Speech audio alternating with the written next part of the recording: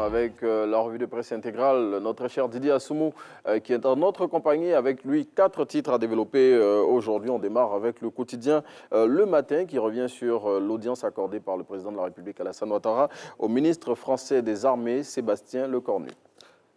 Bonjour Didier. Bonjour Renaud, bonjour à toutes et à tous. Effectivement, l'actualité de ce mardi 21 février 2023 est marquée par la visite du ministre français des Armées, Sébastien Lecornu.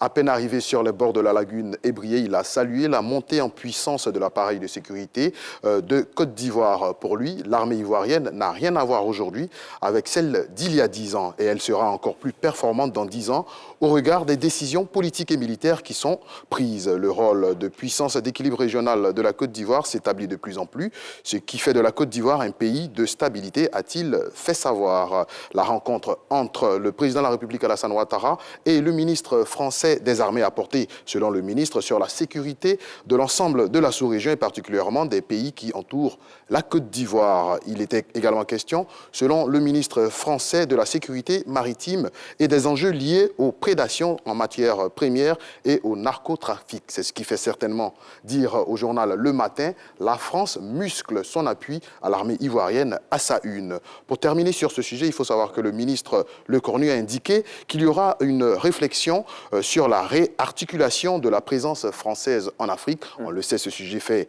débat. Et pour ce faire, il s'agira d'une part d'améliorer la capacité de l'armée française afin d'apporter encore plus son aide à son partenaire ivoirien à travers le renforcement des ressources humaines, des modules de formation et des solutions de combat futures et d'autre part d'équiper également l'armée ivoirienne. Oui, et tout ceci, c'est pour permettre à cette armée, notre armée, d'affronter tous les défis auxquels elle est confrontée, dont notamment voilà, la sécurité, comme il a dit, sous-régionale, avec toutes les menaces terroristes et djihadistes qui pullulent dans cette zone-là. Absolument. Oui, et donc Didier Assoumou, on passe à un autre titre, c'est avec le Patriote. Et selon le Premier ministre Patrick Achi, d'ici quelques années, eh bien, la Côte d'Ivoire va couvrir tous ses besoins en eau. Tout à fait. Le Premier ministre ivoirien Patrick Achi a présidé ce lundi 20 février 2023 au Sofitel Hôtel Ivoire la cérémonie d'ouverture du 21e Congrès international et exposition de l'Association africaine de l'eau. Et cette cérémonie était couplée justement avec la 7e conférence internationale sur la gestion des boues de vidange. Et au nom du président de la République Alassane Ouattara, le Premier ministre Patrick Achi a souhaité la bienvenue à tous en terre ivoirienne à ce 21e Congrès. Il a révélé que pour l'Afrique, le défi de l'eau et de l'hygiène centrale est d'une importance capitale. Patrick Achi a fait également savoir que l'entrée en vigueur du plan Eau pour tous, souhaité par le président de la République, va faire de la Côte d'Ivoire un pays totalement indépendant. La Côte d'Ivoire va couvrir ses besoins en eau potable d'ici 2030, peut-on lire justement à la une du journal Le Patriote. Il faut savoir, pour terminer sur ce sujet, que le thème de cette rencontre d'Abidjan est agir pour une gestion durable des ressources et un accès pour tous à l'eau et à l'assainissement.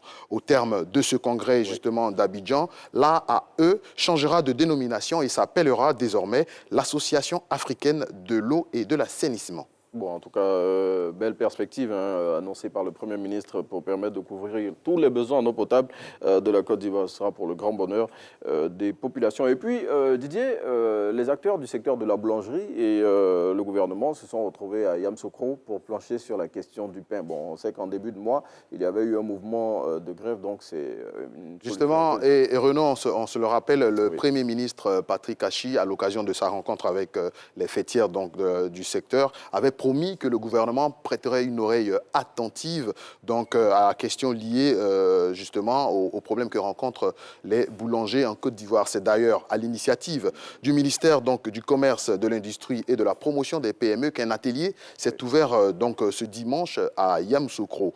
L'objectif principal de cette rencontre est de valider le projet de texte réglementaire devant régir la filière de la boulangerie en Côte d'Ivoire, tout en faisant des propositions concrètes afin de remédier justement aux différents dysfonctionnements du secteur. Il s'agira en effet de valider un projet de décret portant réglementation des activités boulangères. Mieux, Renaud, des recommandations sont attendues sur le mode opératoire du fonds de garantie dédié au secteur de la boulangerie promis justement par l'État de Côte d'Ivoire. Bon, en tout cas, si au sortir de tout ça, on nous dit que le prix de la baguette de pain est maintenu à 150, nous, c'est tout ce qui nous intéresse. Justement, pour le représentant du ministre à cette cérémonie, le secteur de la boulangerie constitue un grand pourvoyeur d'emplois et un facteur de lutte contre le chômage des jeunes en Côte d'Ivoire. Et puis, Didier, dernier sujet avec vous, un sujet fort inquiétant hein, pour le ministère de la Santé, c'est la fuite des agents de santé vers le Canada notamment. Effectivement, les intentions d'immigrer au sein de la population ivoirienne sont relativement élevées. 32% des Ivoiriens indiquent en effet vouloir quitter le pays pour s'installer en permanence à l'étranger. Et ces chiffres sont de l'Organisation de la coopération et du développement économique, OCDE. C'est justement pour tirer la sonnette d'alarme que le ministre de la Santé, Pierre Demba, a exigé la liste des professionnels en situation d'immigrer. Le représentant du gouvernement a en effet constaté une forte immigration des agents de santé.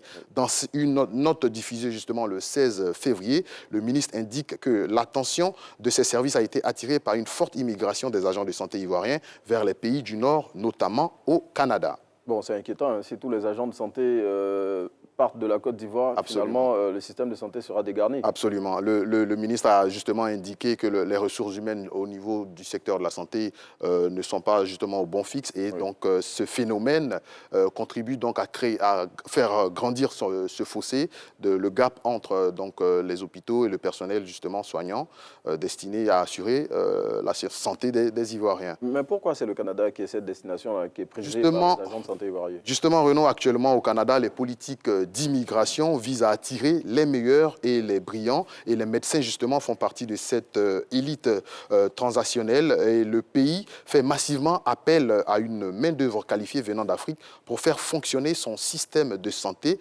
devenu justement défaillant au fil des ans. Au cours de l'année 2022, par exemple, le gouvernement canadien a accepté plus de 8600 demandes de résidence temporaire et permanente de la part des étrangers ayant l'intention de travailler dans le secteur de la santé au Canada. Oui, et puis le Canada n'est pas le seul pays de destination. Effectivement, Renaud, le Canada n'est pas le seul pays qui veut combler les trous dans ses hôpitaux publics avec des professionnels de santé africains. En France, par exemple, un projet de loi sur l'immigration et l'intégration a été présenté ce 1er février en Conseil des ministres. Il prévoit justement la création d'une carte de séjour spécifique talent profession médicale et de pharmacie, justement pour faire venir les Africains professionnels qui souhaitent s'installer en Europe pour exercer le métier de médecin.